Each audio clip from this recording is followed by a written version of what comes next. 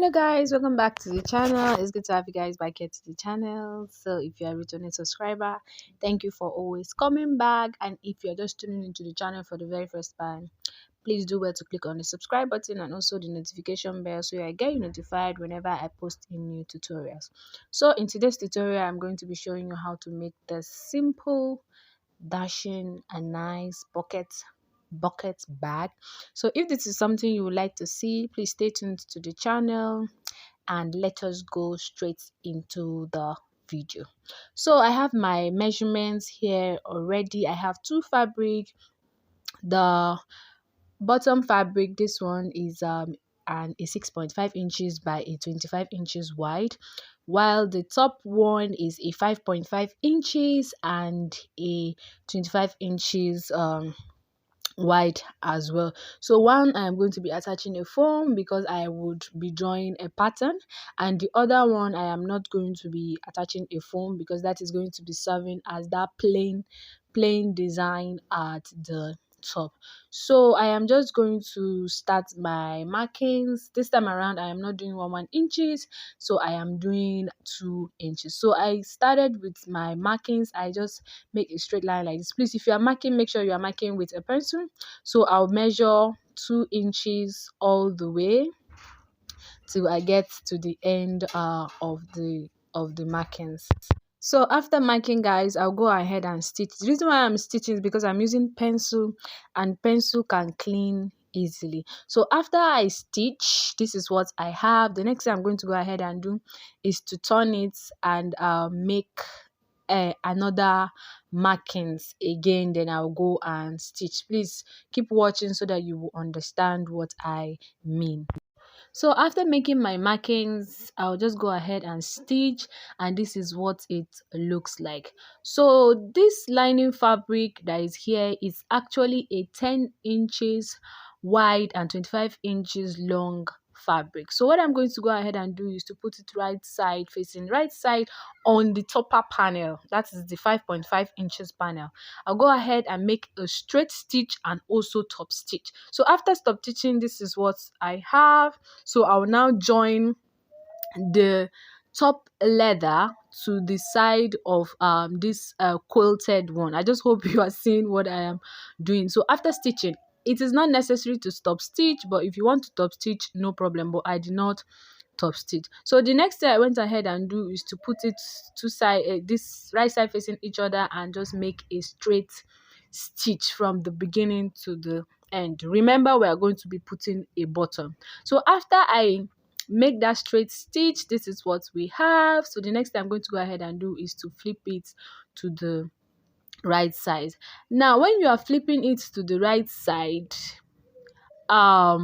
this is how it's going to look like when you flip it to the right side. So the lining is going to be like this when you want to stitch it, and the remaining leather, you know, the top leather is actually 5.5 inches, and we removed 2.5 inches. So you will see that on your lining fabric, part of the leather will be inside. So this is what I mean. So now the next thing we are going to go ahead and do is to now start cutting the bottom. It is very simple to cut the bottom, but in some tutorials, many people don't show how to cut the bottom of a bucket bag, but I'm going to be showing you on this tutorial. So now what you're going to go ahead and do to get to the bottom is to measure your bottom round. Measure it round. Now when you measure it round, anything you get, you divide it by 3.14, and anything you get, you also divide it by 2. I just hope you understand what I mean. When you measure your bottom round, you divide what you get by 3.14, and when you get your answer, you will divide your answer by 2. So anything you get is what you are going to use to cut your bottom. So I'm using an A4 paper. After my calculation, I got 3.8 something. So I am going to be using this A4 paper to cut the bottom. So I folded it into 4, and I'm going to be cutting out 4 inches, including allowance. I'm going to be cutting out 4 inches including stitching allowance. So I'm just going to cut it as if I want to cut a circle. It's a circle self we're cutting, not as if I want to cut a circle. So you will just continue making your markings, make sure they are as straight as possible, then you cut it out, then you trace what you cut on the actual fabric.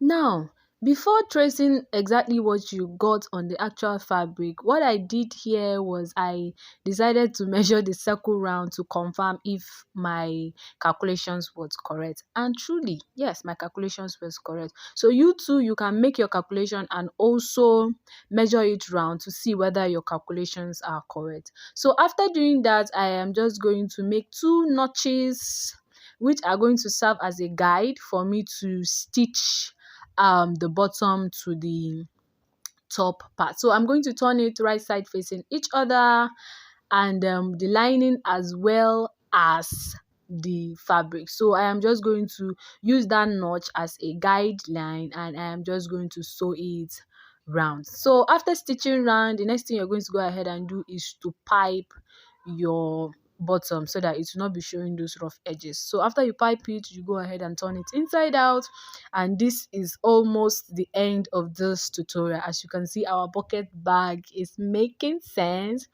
So for the rivet, you are going to measure 3 inches. I decided to measure 3 inches from both ends, and I am just going to make a hole and attach my rivet. So I don't have a rivet machine honestly, but I'm going to be showing you part of the process of how I attach my rivets with a hammer. I don't have a rivet machine for now, but I am hoping by the special grace of God I am going to buy one. So this is just me showing you part of the process of how I fix my rivet. It's not easy because if I overheat, I would hit my hand, and if I underheat, it will not come out well. So you just have to be careful while doing this. And since I don't have a puncher, I have to use my scissors. And while using your scissors, please, it is better for the hole to be tiny than for it to be too big, because if it is too big, your rivet will be falling off. But if it is too small, you could how is it called, you could add the width. That is what I mean. So having said that, this is the end of our tutorial. For the woven chain, I have a tutorial already on how to weave your chain, so I'll put that link in the description box so that you'll be able to watch that tutorial and see how to weave your chain if you don't know how to do that. So having said that, thank you guys for tuning into the channel once again. If you've not subscribed, please do well to click on the subscribe button, support my channel, and don't forget to also click on the notification bell so that you get notified whenever I post a new tutorial. So if this tutorial has been helpful, please give me a thumbs up, please share my tutorials, and as well as say something nice in the comment section. So see you guys in my next tutorial. Thanks for watching. Bye.